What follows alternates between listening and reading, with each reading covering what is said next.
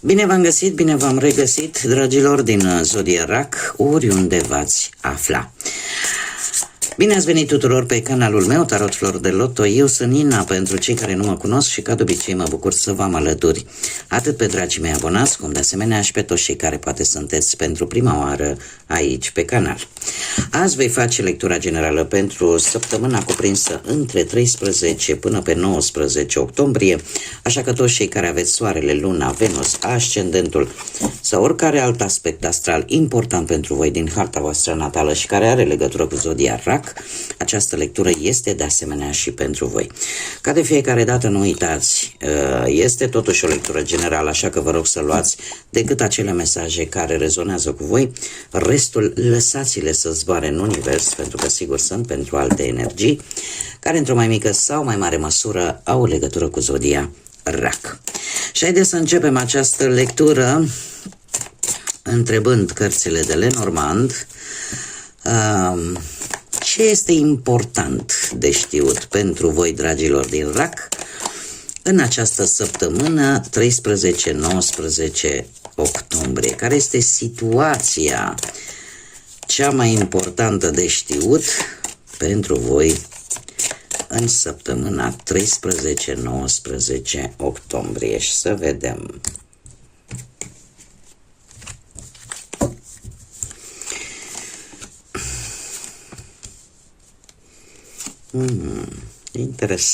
Interesant. Dragilor, această săptămână vine cu foarte multă inspirație, cu foarte mult progres. Este ceva legat de un grup mai mare de oameni, e posibil să fie legat de muncă, e posibil să fie legat de anumite rețele sociale sau de o activitate în exterior, cumva, nu știu, evenimente care implică cumva mai multe persoane, dar care vă pot ajuta să progresați, vă pot ajuta să vă îndepliniți anumite deziderate. Este adevărat, este legat foarte mult de socializarea asta, aș spune, pe internet. Poate că unii dintre voi în sfârșit reușiți să obțineți acel dosar de pensionare, de ce nu? Pentru alții veți avea parte de o experiență de maturitate, o experiență în care înțelepciunea va fi un punct foarte de luat în calcul. Este o situație în care poate trebuie să dați un interviu și aveți așa o intuiție foarte bună, sunteți foarte inspirați, lucru care vă poate ajuta poate să luați o decizie cu mai multă maturitate sau pur și simplu, așa cum am mai spus, în sfârșit, să se mai potolească anumite aspecte care au fost destul de zbuciumate în ultima vreme. Haideți să vedem și ce ne spune tarotul. Ce vine pentru dragii mei din RAC în această săptămână 13-19 octombrie, atât pe plan profesional, financiar sau sentimental?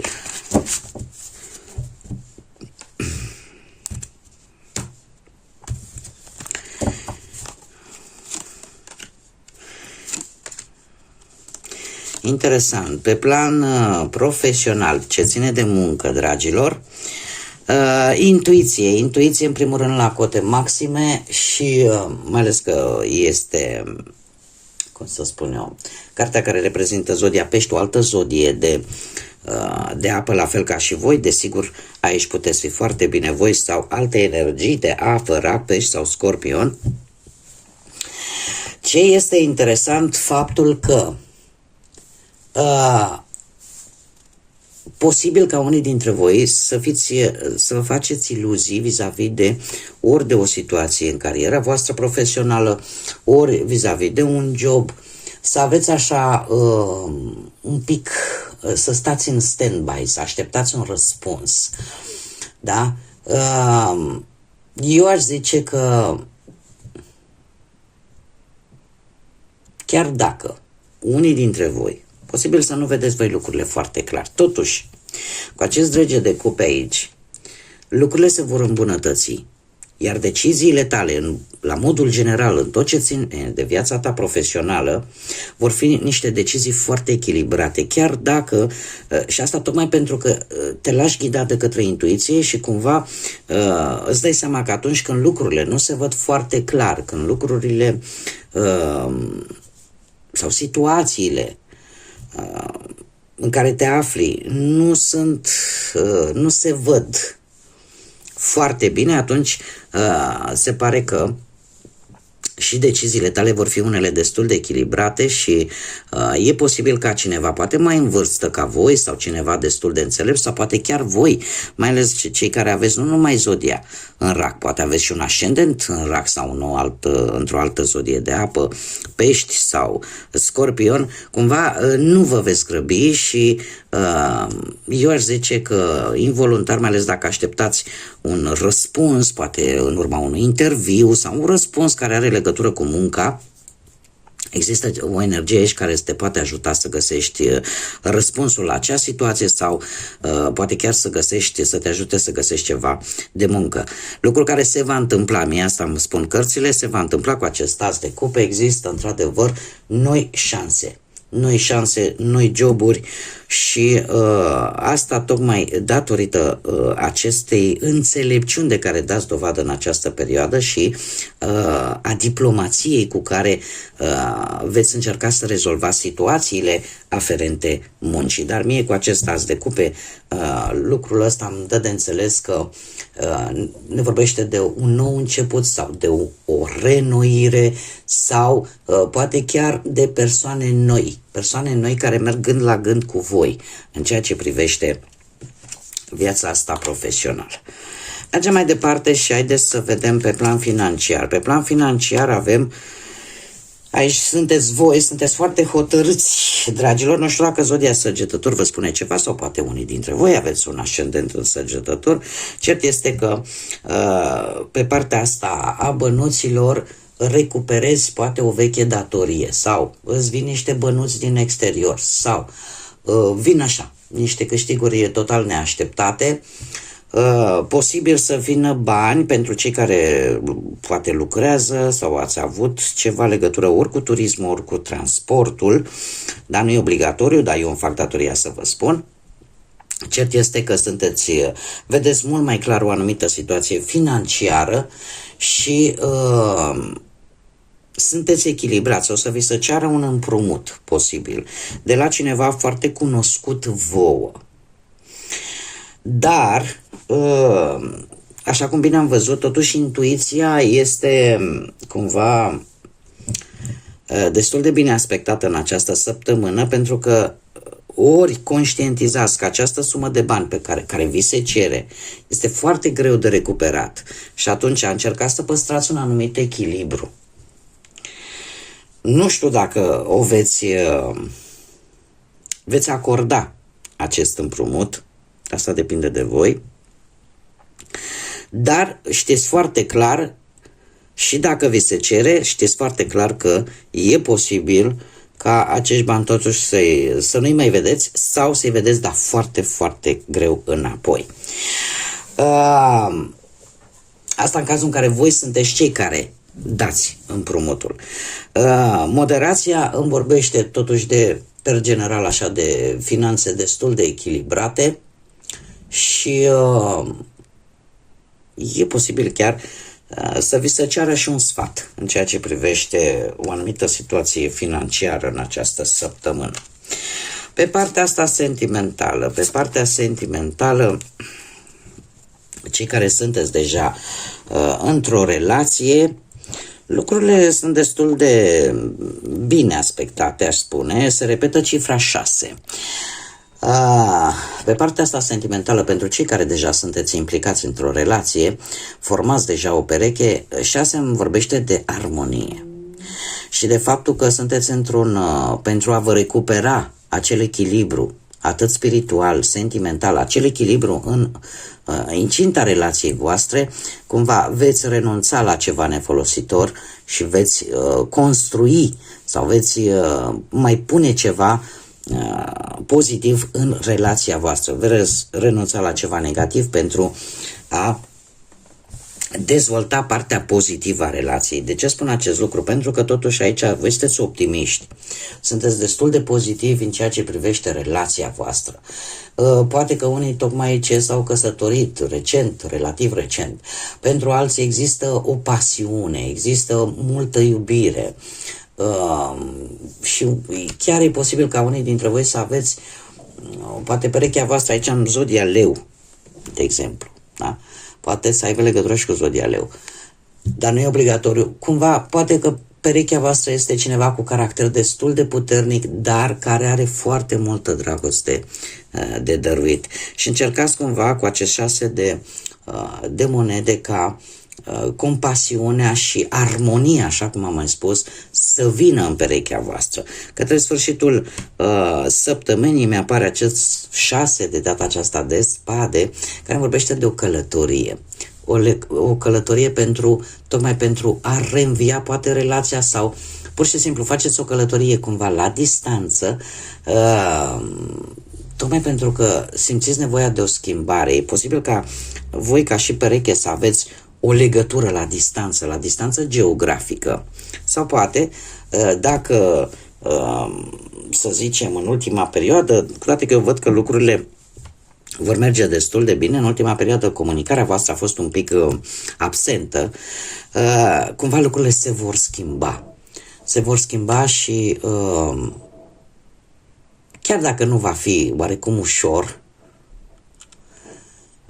nu va fi o tranziție destul de ușoară, totuși vreți să lăsați ceea ce este negativ în urmă și să mergeți cumva înainte către ape mai liniștite.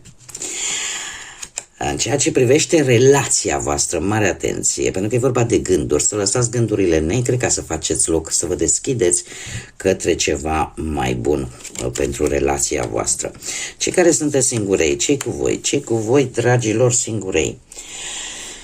Hei, mare atenție în această săptămână pentru cei care sunteți singuri, pentru că tot acest consum mental, mare atenție, mental, gânduri negre, tot felul de scenarii, tot felul de, cum să spun eu, o energie destul de negativă pe care o veți avea în această săptămână, trebuie să încercați cumva să ieșiți din această stare, pentru că vă poate afecta, mare atenție, chiar și sănătatea.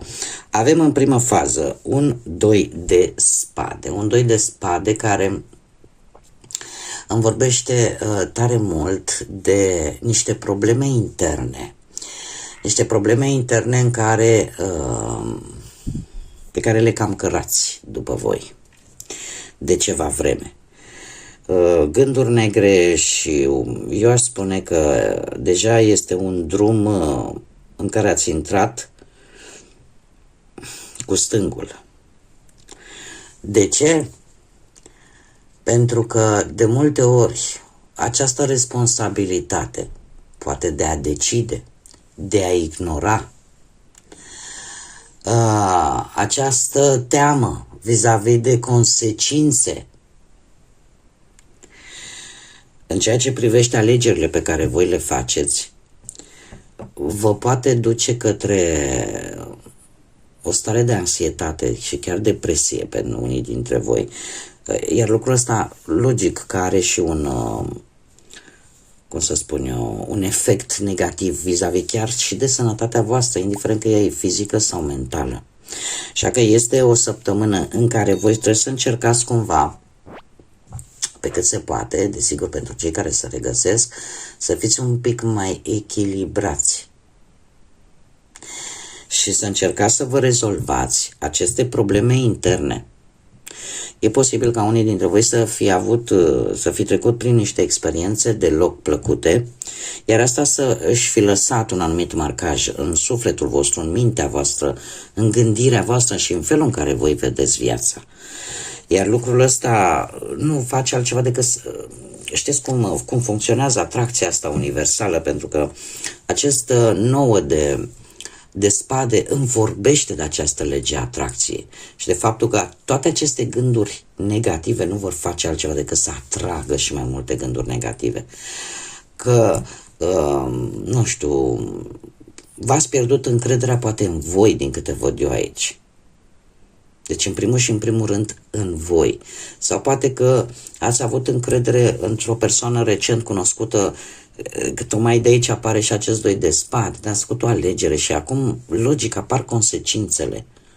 Dar voi nu o luați ca pe ceva fatidic, peste care să nu puteți să treceți. Întotdeauna experiențele cele mai negative, cele mai dure, de fapt, trebuie să ne întărească, trebuie să ne facă mai înțelepți și să spunem, știu, mi-am învățat lecția, de acum știu ce am de făcut. Deci trebuie să ne întărească, nu neapărat să ne doboare, depinde de noi dacă ne lăsăm doborâți sau nu. Din câte văd eu aici, voi oricum sunteți, ca și zodie, sunteți, cum să spun eu, foarte vulnerabili. De câte ori am ocazia o spun și... De ce? Pentru că încercați oarecum să nu arătați slăbiciune în fața celorlalți, dar pe interior voi sunteți foarte sensibili și foarte vulnerabili. Și mai ales atunci când vi se înșală încrederea. Pentru că eu tind să cred că aici ați cunoscut pe cineva foarte recent care v-a înșelat încredere, care cumva a ignorat ce era mai important pentru voi. Acest 4 de spade îmi vorbește foarte mult de a avea mai multă grijă în primul și în primul rând de voi, de sănătatea voastră, atât fizică cât și mentală. Încercați să vă odihniți cât mai mult și încercați să ieșiți din acest cerc vicios, pentru că nu vă face bine deloc. Mergem mai departe și haideți să vedem ce mesaj important am pentru voi, dragilor, și chiar două am. Le voi citi pe amândouă. Haideți să vedem. Avem așa. Există partea neagră a lunii. Partea neagră a lunii și avem aici o lună mutabilă. Dați așa. Și spune așa, primul mesaj. Nimic nu e bătut în piatră. Exact ce vă spuneam. Totul se schimbă. Și suntem într-un an și suntem într-o perioadă în care schimbarea, și o perioadă destul de lungă cu care va trebui, vrem nu vrem, să ne acomodăm. Și aici nu e vorba doar de voi, e vorba de absolut orice persoană. Trăim niște vremuri în care voi vedeți foarte bine lucrurile se schimbă de la o zi la alta. Nu mai poți să-ți faci un plan poate de la o săptămână la alta sau de la o lună la alta. De ce? Pentru că suntem într-o permanentă schimbare. Acest Pluton învărsător timp de 20 de ani va face ravagii, ca să zic așa, pentru că o să vrem, nu o să vrem, ne convine, nu ne convine, schimbările tot vin. Acum depinde de noi dacă ne opunem schimbării sau dacă o acceptăm și în felul ăsta ne mai ușurăm, ca să zic așa, un pic viața. Dar nimic nu este bătut în piatră cu această lună mutabilă și este foarte interesant. Nu mi-apar zodii. De obicei, în acest oracol al fazelor lunare, mi-apare câte o zodie. La voi nu. Mi-apare această lună mutabilă și acest gol în cursa lunii, în care spune așa: nimic nu va veni în această situație.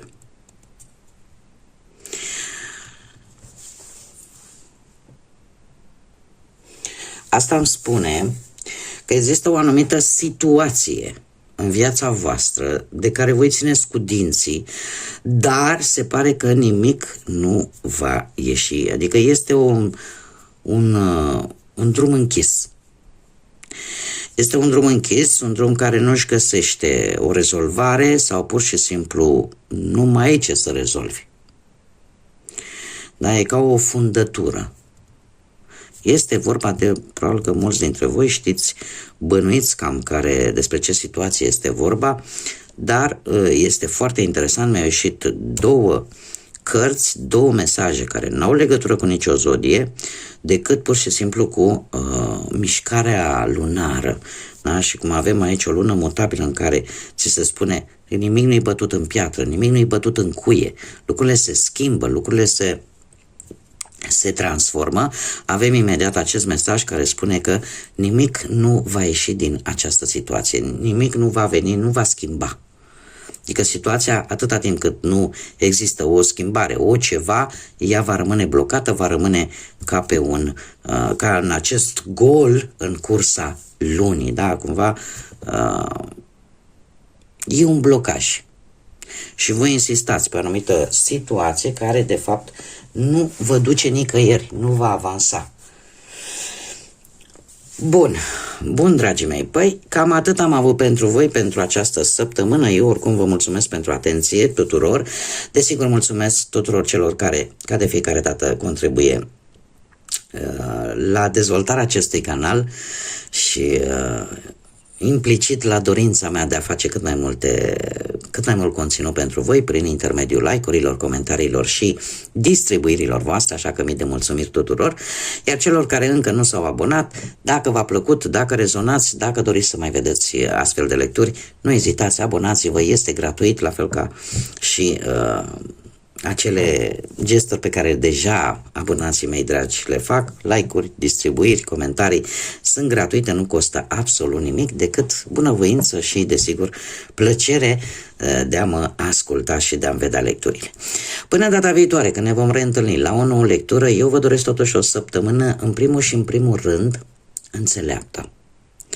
În primul rând înțeleaptă, plină de multă energie pozitivă. Încercați să ieșiți din toată această energie tumultoasă internă și, în general, cam tot ce e mai bun la voi să fie. Așa că, până la următoarea lectură, numai bine tuturor și, desigur, să fiți iubiți, dragilor.